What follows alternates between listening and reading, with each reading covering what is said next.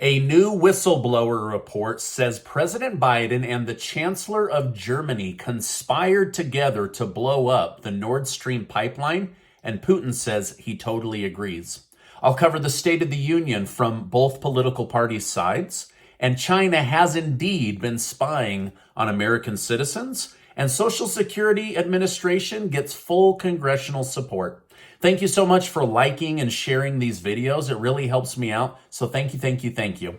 All right, now at the end of this, I'll tell you about a $10,000 cash giveaway that Casey and I are doing thanks to generous video sponsors. So stick with me to the very end.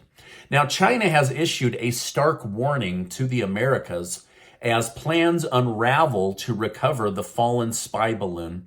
China stated the airship does not belong to the United States. It belongs to China.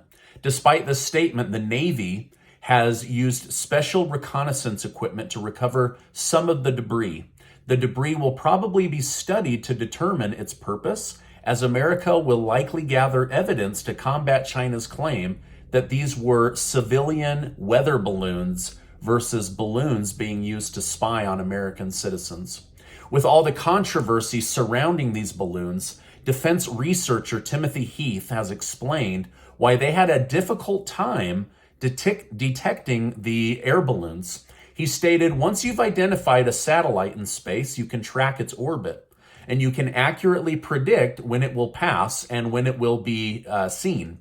In simple terms, these balloons are controlled, which allowed China to position them just out of sight of overwatching satellites. Now, there's no telling how much data China has collected on Americans, military installations, the government, but these were able to be undetected because they knew where to move them just outside of the basically vision of American satellites, even during the Trump era. Now, Joe Biden last night delivered the State of the Union speech, which some have dubbed his first 2024 presidential election speech. Overall, Biden took a pretty bipartisan stance. While addressing Republicans who voted against his infrastructure bill, he stated, "To my Republican friends who voted against it but still asked to fund projects in their districts, don't worry, we'll fund your project and I'll see you at the groundbreaking."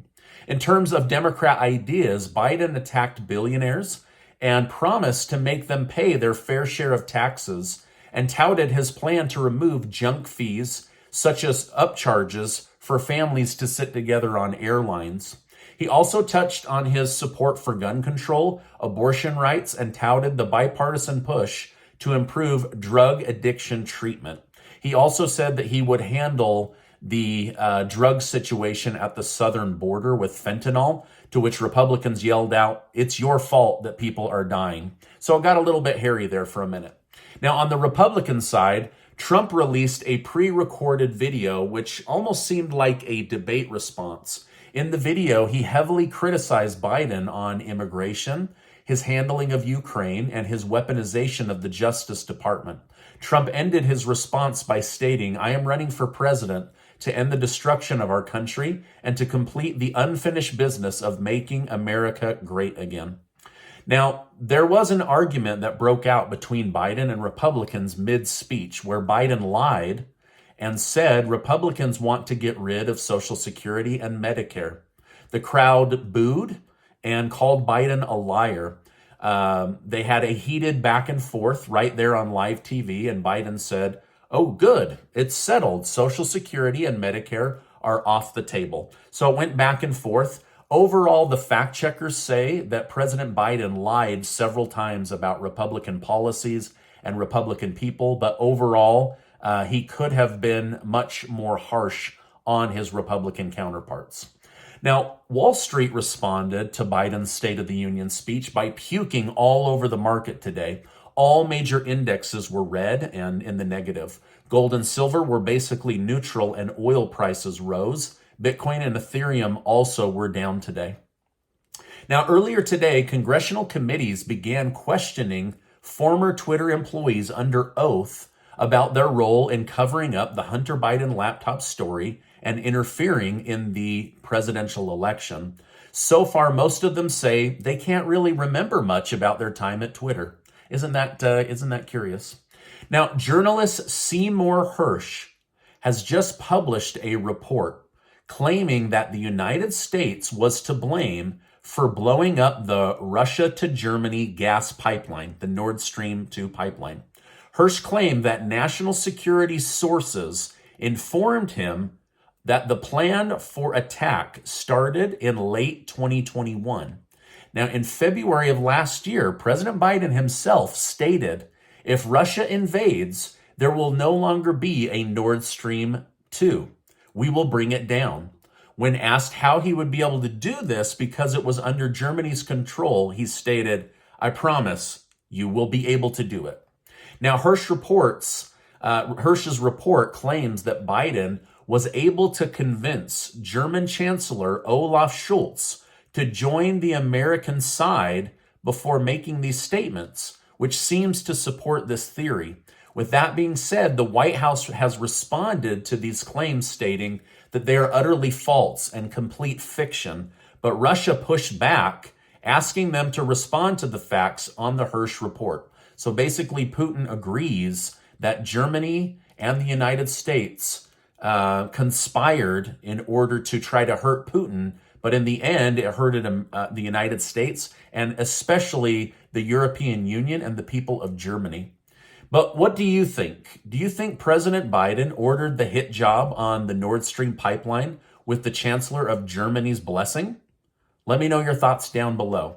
Now, they will never admit this because Green President Biden would be one of the biggest climate hypocrites and polluters in world history. So much pollution came out of this, hurting the ocean, hurting the air. And the Chancellor of Germany, he's never going to admit that he single-handedly caused the price of natural gas to skyrocket over 500% for the citizens of Germany. So although this does appear to have some teeth to it and be true, I don't think we're ever going to find out because these two men would absolutely tarnish their reputations and be seen as another government hypocrite. All right, now Elon Musk has teased that Tesla will be releasing their master plan for a sustained future on March 1st. Basically, Tesla and Elon Musk have put together a way to help save the planet. He claimed that the path to a fully sustainable planet will be detailed, which has sparked mass hype around the topic. Tesla stock has rebounded strongly to around $200 after hitting a low of $100 per share. So it's basically gone up close to 100% in a very short period of time.